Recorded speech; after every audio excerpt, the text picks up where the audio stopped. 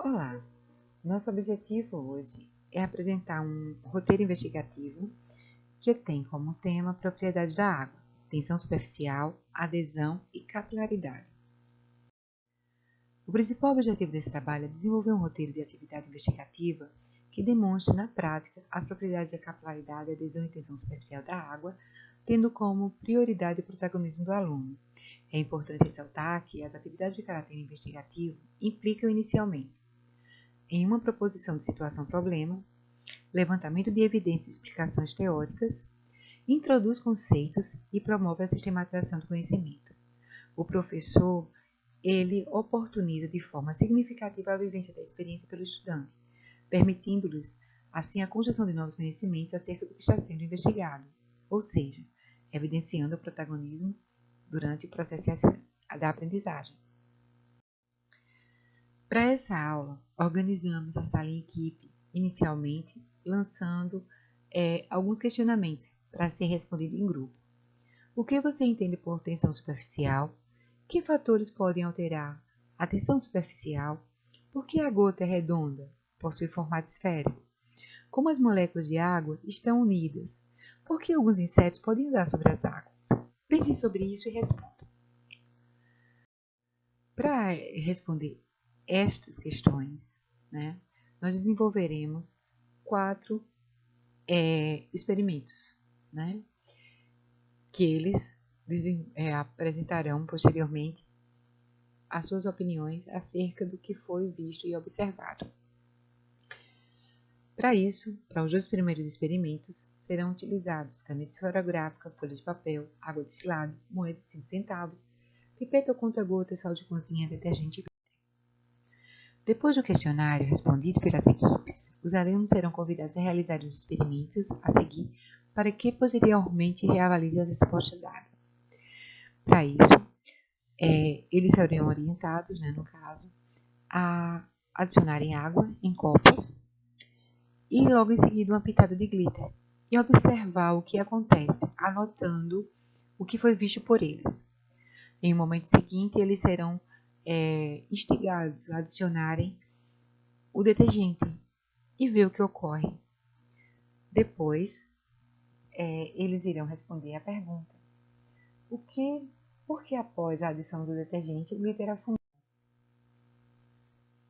Dando uma pausa, faremos o segundo experimento, desta vez na forma de uma espécie de competição, onde as equipes irão apostar quantas gotas de água caberiam em uma moeda de 5 centavos sem que ela esborre, tá?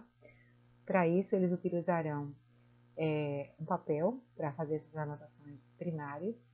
Depois, com o auxílio de um conta-gotas ou uma pipeta, eles irão pingar sobre a moeda até que ela não derrame e nem que ela seja complementada de água.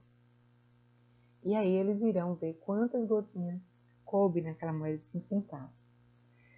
Logo em seguida, eles serão sugestionados a adicionar 2 soluções diferentes. Uma delas é uma solução aquosa, contendo sal de cozinha, e a outra detergente. E, novamente, eles serão questionados se quantas gotas caberiam na moeda, para poderem comparar novamente o resultado obtido. Em seguida, conforme a gente pode ver aí nos exemplos dados, eles vão ver que ocorrerá uma diferenciação na quantidade de água suportada pela moeda, nas 3 amostras apresentadas, com água pura, com água com solução de cozinha e com a solução com detergente, que é um surfactante de peso maior do que a água. Então, eles vão ver ou perceberão que com a solução de água contendo sal de cozinha, aumentou a quantidade de pingos que a moeda suporta, ao passo que com relação ao detergente, isso diminui. Por que isso acontece? Então, vem aí as 3 perguntas. Por que a gota de água tem uma forma esférica? Se eles saberiam explicar já isso. Se existem fatores que podem alterar a tensão superficial da água. E a que se deve a diferente número de gotas apresentadas nas moléculas de acordo com a solução adicionada. Tendo feito isso, o professor pode solicitar uma pesquisa utilizando livros ou por meio da internet ou em sites confiáveis, lógico, se eles conseguem chegar a essas conclusões, tá? Então, o principal objetivo da realização dessa atividade é que, através de uma abordagem da atenção superficial dos fatores que podem alterá-la, foi permitir que o estudante possa desenvolver a atividade através do confronto de resultados, para que seja desenvolvido um resultado final e comum a todos, além de aplicar os conceitos bioquímicos em situações reais, fugindo da teoria e explanação conteudista.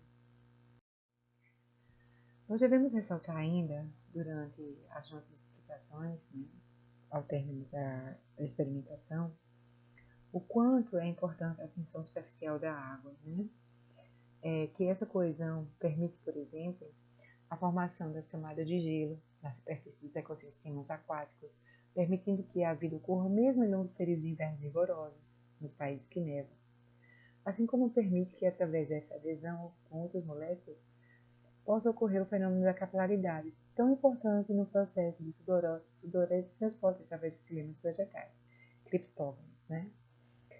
Compreender a tensão superficial da água é importante em uma ampla gama de aplicações, incluindo transferência de calor, dessalinização e oceanografia.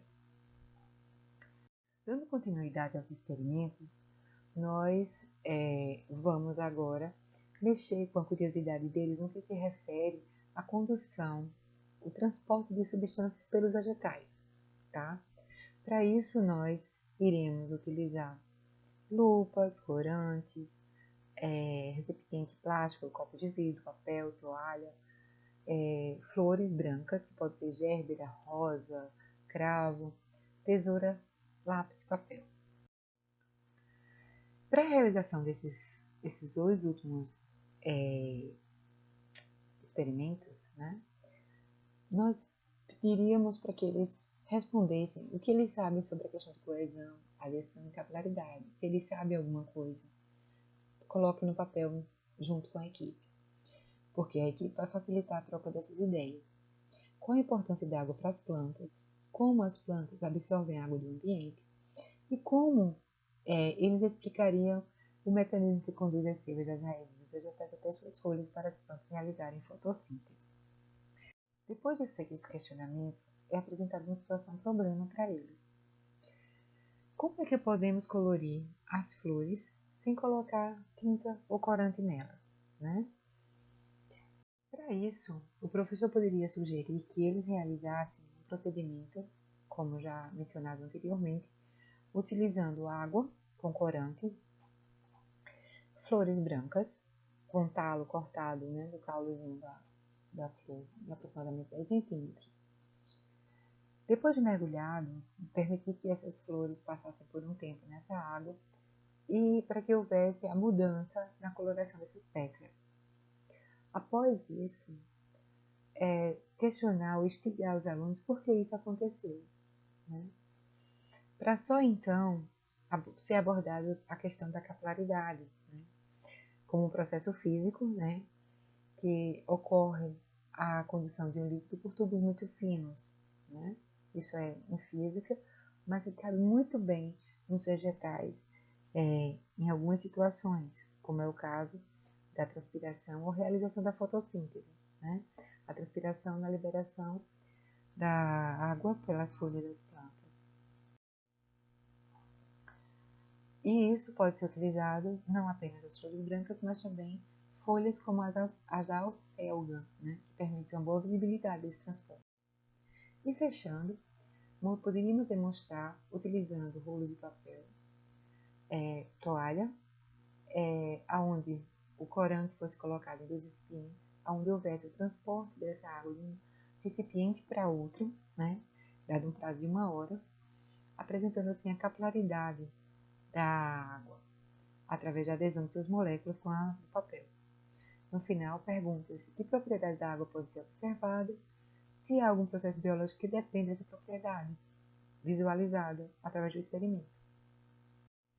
Aqui estão algumas referências e a gratidão por ter nos acompanhado até esse momento. Esperamos ter sido útil.